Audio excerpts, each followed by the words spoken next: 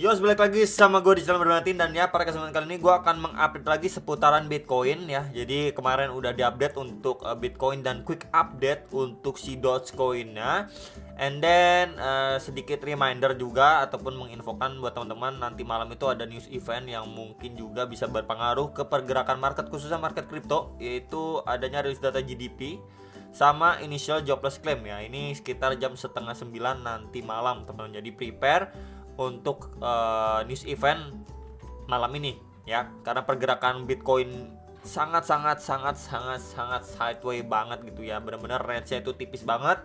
So pembahasan kali ini akan diawali dengan pembahasan USDT dominance. Jadi kurang lebih masih sama seperti kemarin gitu ya untuk time frame besarnya, karena memang kita lihat dari time frame kecil pun dia sideways-nya itu bener-bener sideways parah gitulah ya. Kemana ada saya tandain dengan box warna hijau ya. Di sini kita bisa lihat jadi resisten, bahkan terakhir kali dia up ya, ini dia drop, kemudian dia pullback, kemudian di situ menjadi area resistennya.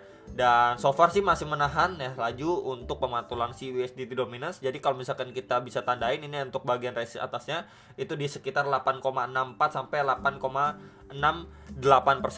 Terus kemudian untuk bagian bawahnya di sini terbentuk seperti trendline support nih. Jadi seperti triangle pattern ya. Kita bisa pergunakan untuk area resisten dan juga supportnya. So ya tinggal kita lihat aja untuk ataupun menjelang nanti malam apakah dia terbreakdown gitu ya untuk ke bawah. Kalau terbreakdown yang atas ke swing low terakhirnya dia di sekitar 8,5%. Tapi kalau misalkan dia mampu untuk break teman-teman, kita bisa ukur juga dari triangle patternnya di sini ya, sampai neckline-nya aja.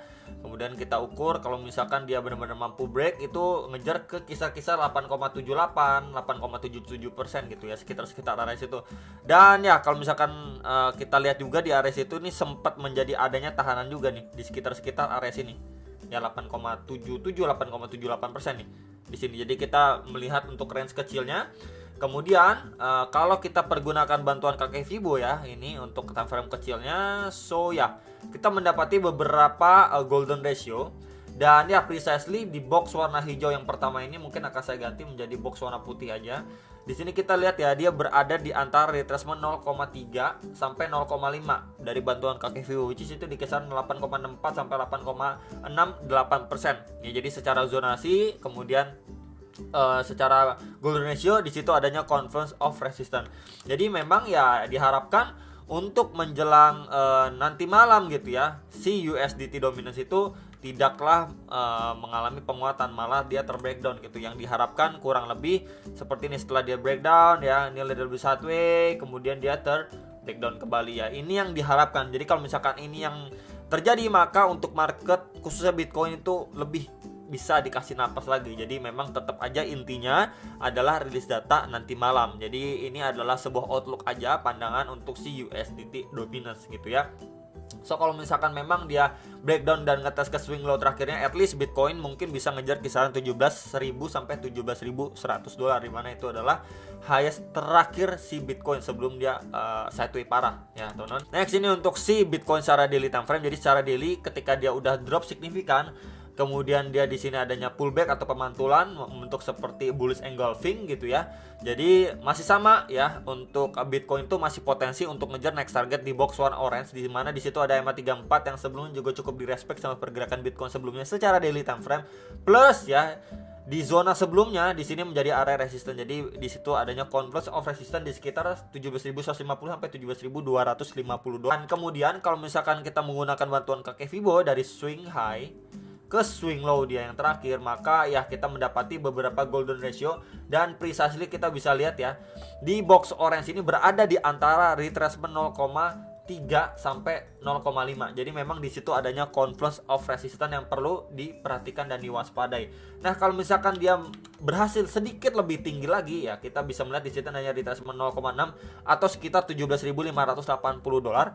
Plus di situ juga ada garis kuning ini adalah EMA 55 dan juga sekaligus itu menjadi area resistance yang sebelumnya ini close candle pada tanggal 10 dan 11 November 2022. Jadi bisa diperhatikan sekali lagi range tipis ini yang terdekat untuk si Bitcoin ya, bisa aja untuk scanner dead cat bounce yang lebih kecil lagi ini bisa terjadi range-nya gitu ya. Ketika dia udah penurunan yang signifikan seperti ini. Kemudian pemantulannya pun kalau misalkan kita lihat lebih korektif lagi gitu ya, ini bisa aja terjadi dead cat bounce untuk skala ataupun ya pattern yang lebih kecil ini, untuk dia bisa akhirnya dibanting lebih signifikan lagi gitu ya. Dan ini sedikit berbeda kalau misalkan pembahasan kita pada pergerakan ataupun beberapa saat yang lalu gitu ya. Kalau kita menggunakan untuk bantuan kakek Fibo ya, dari swing high-nya dia ke swing low dia yang terakhir, maka ya kita mendapati beberapa golden ratio. Jadi ini istilahnya lebih besarnya lagi, dan ini maksimalnya sampai retracement 0,6 itu sekitar 19.200 dolar. Ya, jadi kita bisa perhatikan terlebih dahulu untuk pergerakan yang lebih kecil. Kalau misalkan dia mampu lewatin gitu ya dari beberapa golden ratio, kita tetap aja bisa menggunakan ke range yang lebih besar lagi. Jadi memang di masa bearish seperti ini ya, pergerakan Bitcoin yang tidak terlalu signifikan penguatannya ya, kita juga nggak bisa ekspektasi terlalu banyak untuk si Bitcoin. So untuk kenaikan pun cenderung akan terbatas. Kita benar-benar perhatikan untuk range target resisten terdekat.